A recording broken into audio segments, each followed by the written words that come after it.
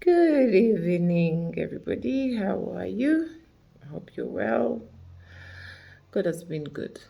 Not been so well, but hey, I'm not going to give the devil too much credit, so I will not even talk about my sickness. That's why I'm all in a sweater and all, but hey, God is good. God is always good, yeah, and He's always faithful.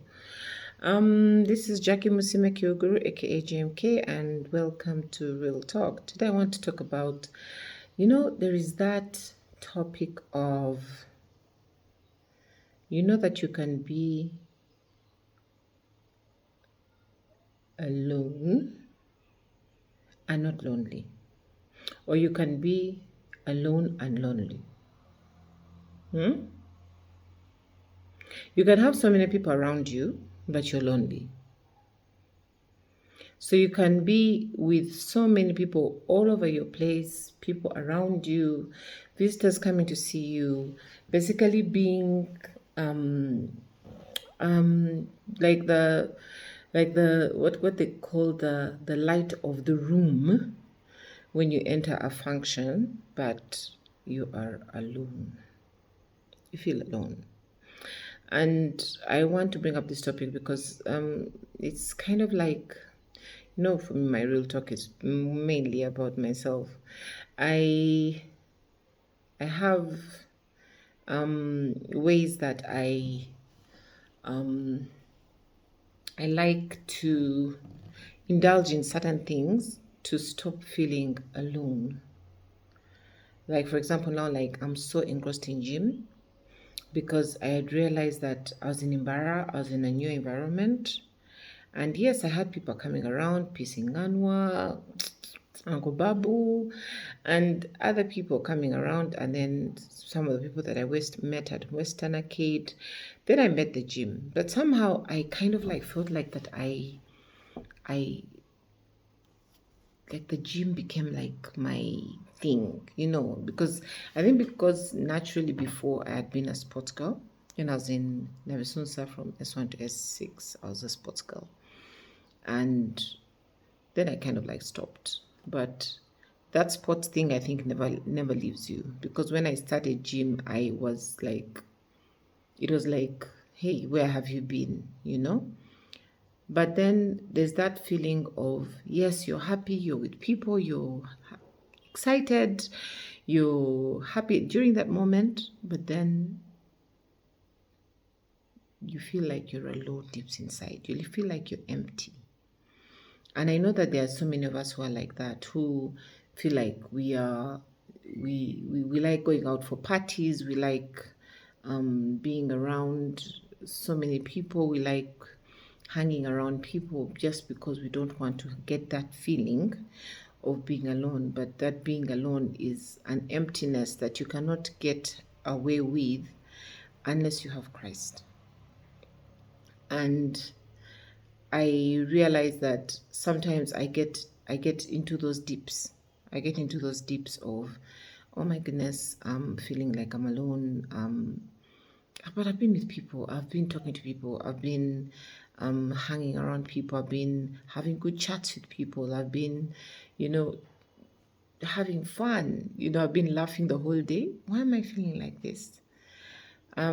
It's something that is so hard to explain, but yeah, it's something that happens.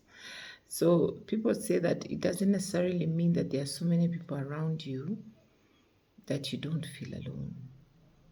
You can feel alone irrespective of the fact of the number of people around you. And that means the quality of the people around you. What are the kind of people do you have around you? Are they people who embrace the love of Christ around you? Are they people who just make you feel like happy go happy come kind of people? Are they people who encourage you whenever they're around you, not flatter?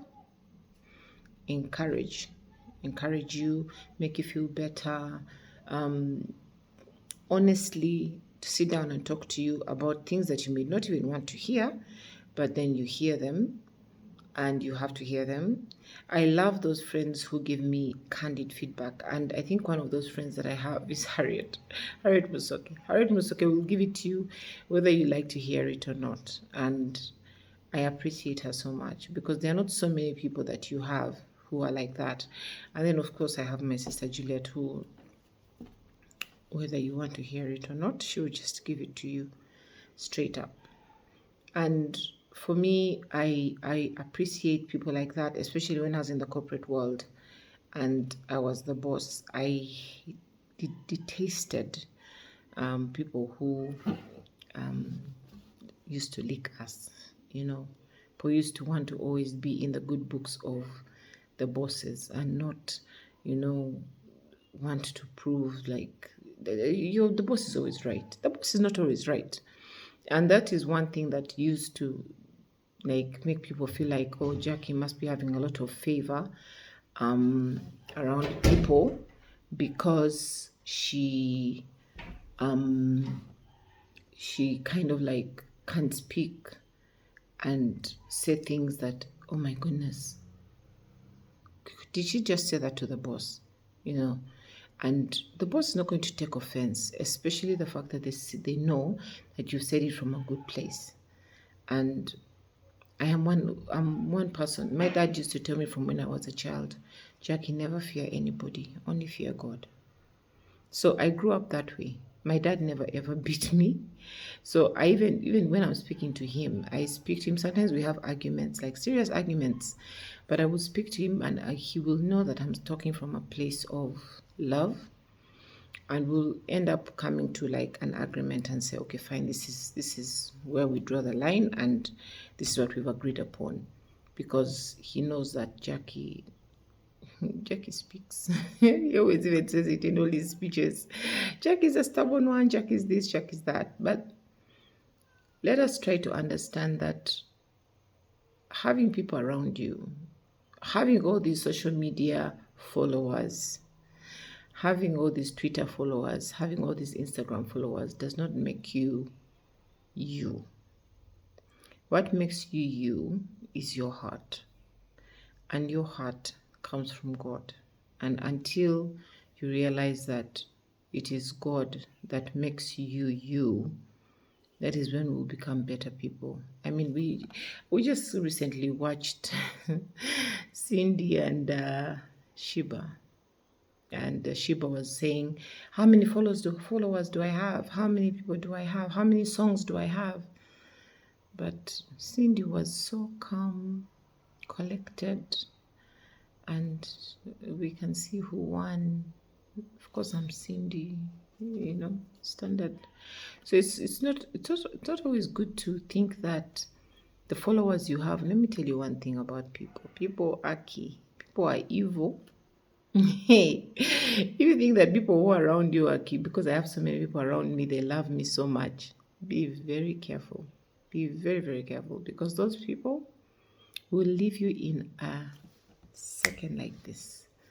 So the minute you know and understand that you have God as your number one fan, and once you have God in your heart, then everything else is not important. Then it's best, because the devil comes to kill, steal, and destroy. Sometimes he comes to me who talks to you people, by the way, and encourages you and tells you people, you know what, you need to have God as as the center of it all. Sometimes the devil comes to me and tells me, you're nothing. What has happened to you? Your years have been crazy. Last year was this year was that. He comes and talks to me, and I fall for it. Trust me. Sometimes I fall for it and I feel like, ugh, why am I here? What's this life all about? Why am I falling sick? Why did my mom die? Why did Jesse go? Why, like last year, why did I have cancer? Why did I go into coma? Why do I have all these whys? And that is from the devil.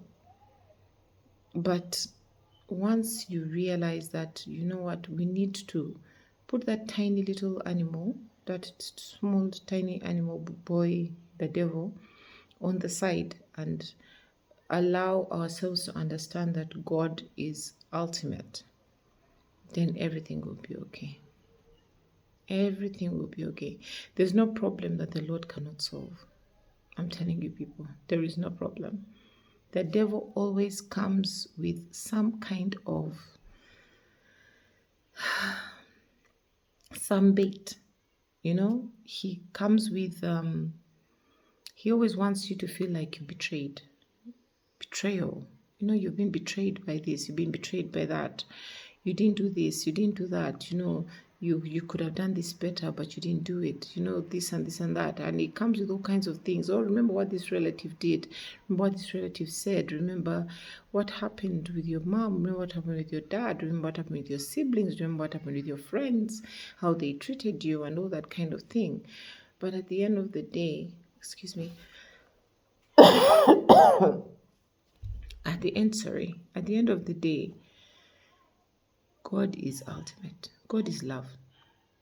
And once we realize that with God, everything is possible, there is nothing that can put us down, however much the devil and the enemy tries to do that. I love you all, and this is Real Talk. Bye-bye.